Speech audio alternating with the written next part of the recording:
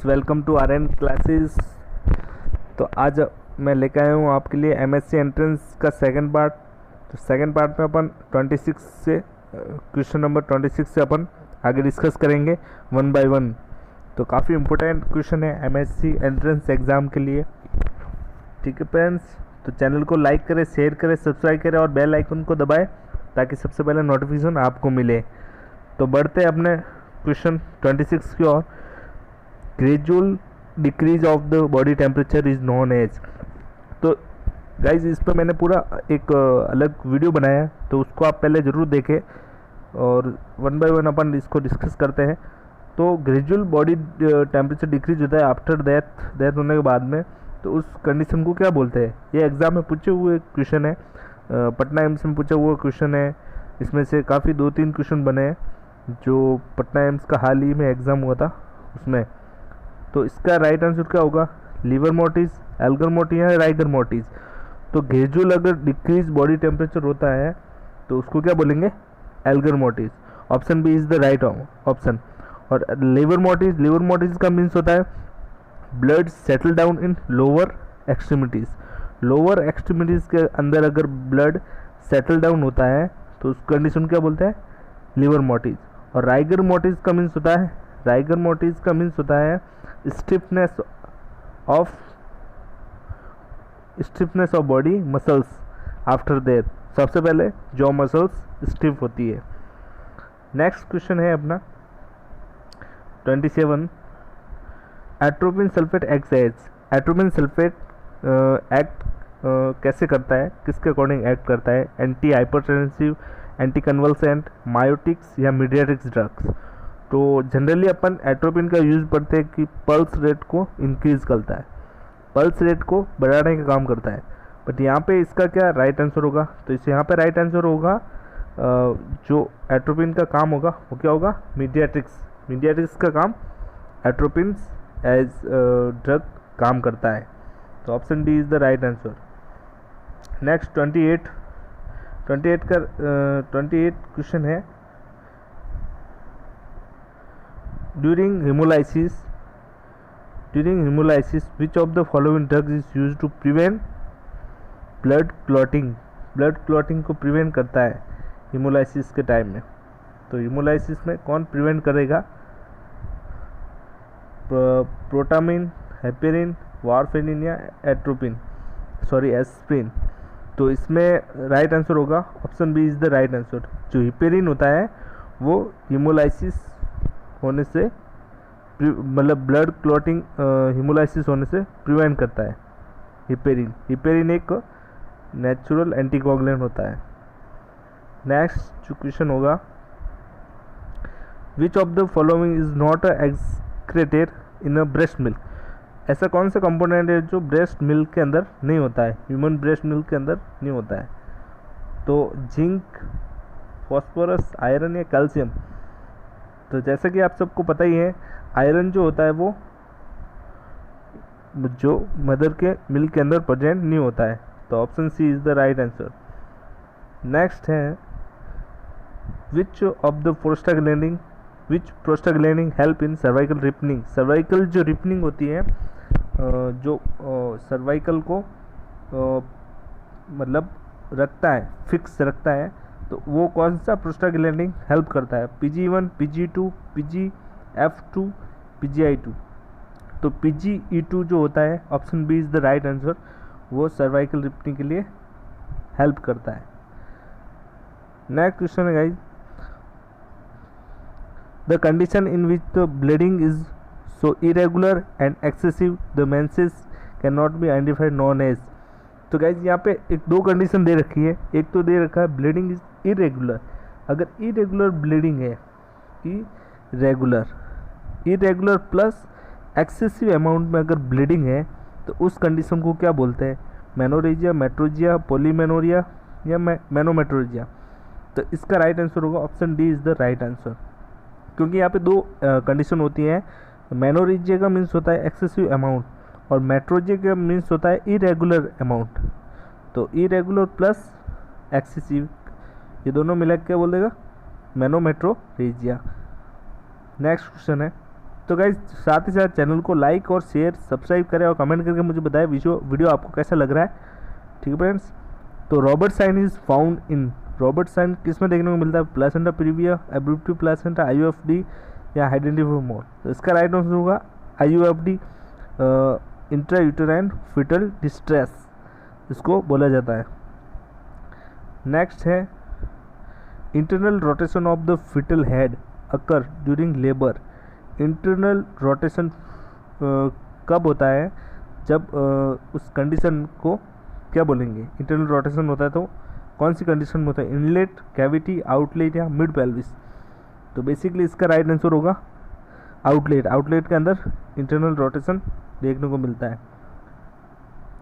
Next question है fertilisation of two ova release in different menstrual cycle is known as. Fertilisation of two ovum अगर fertilisation होता है और different menstrual cycle में two ovum अगर fertilisation होता है उस कंडीशन को क्या बोलते हैं? Superfetation, super फेकुंडेशन, foetal papyraceus या none of the above.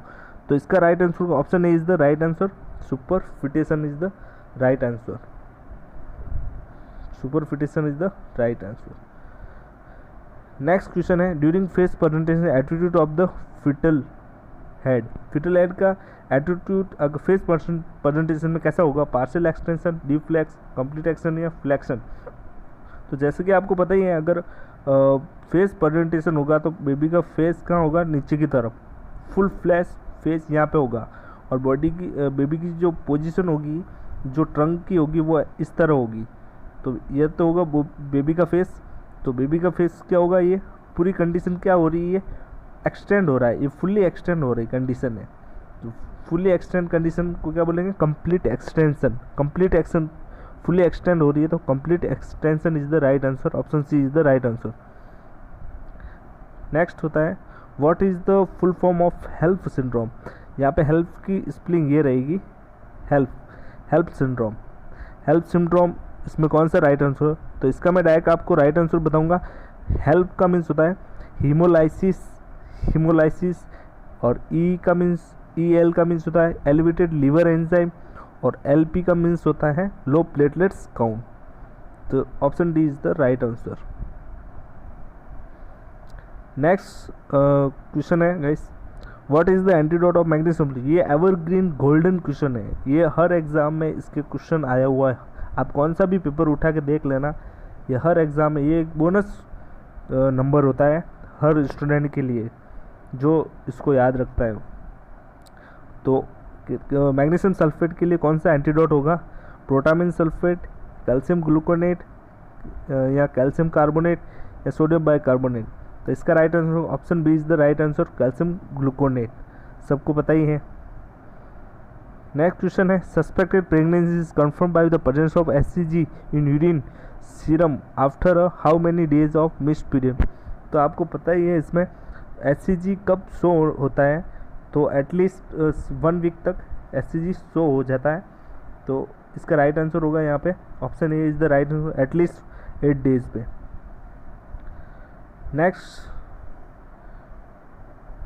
Next question होगा अपना during delivery on vaginal examination palpation fetal blood vessels lies in front of the fetal presenting part through intact membrane is known as.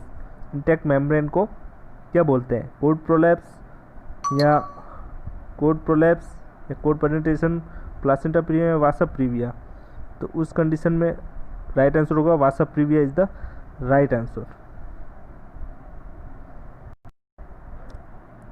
A nurse is caring for a client. A nurse is caring for a client whose spontaneous abortion होता है for a what complication of nurse to assess। तो spontaneous abortion की complication क्या होगी? Haemorrhage, dehydration, subinvolution या hypertension. तो option A is the right answer, haemorrhage is the right answer. Next question है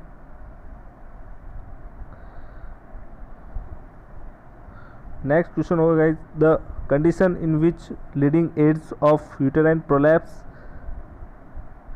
prolapse extend 1 centimetre above and 1 centimetre below hymen rings is stage. कौन सी stage में होगी? Stage first, stage second, stage third या stage 4। तो stage second is the right answer. Next जो question होगा, for a delivery of the after coming head in breast presentation specially design forceps is use. तो breast presentation में कौन सी forceps use करते हैं? Das forceps, Piper forceps, Kielland forceps या Wrigley forceps. तो इसका राइट आंसर होगा option B is the right answer, Piper forceps is the right answer. Next guys, the level of immunity that present in population against an infectious agent is known as innate immunity। infectious agent के अगर body कौन सा response, कौन सी immunity generate करती है, तो acquired immunity, passive immunity या herd immunity. तो option D is the right answer, herd immunity is the right answer.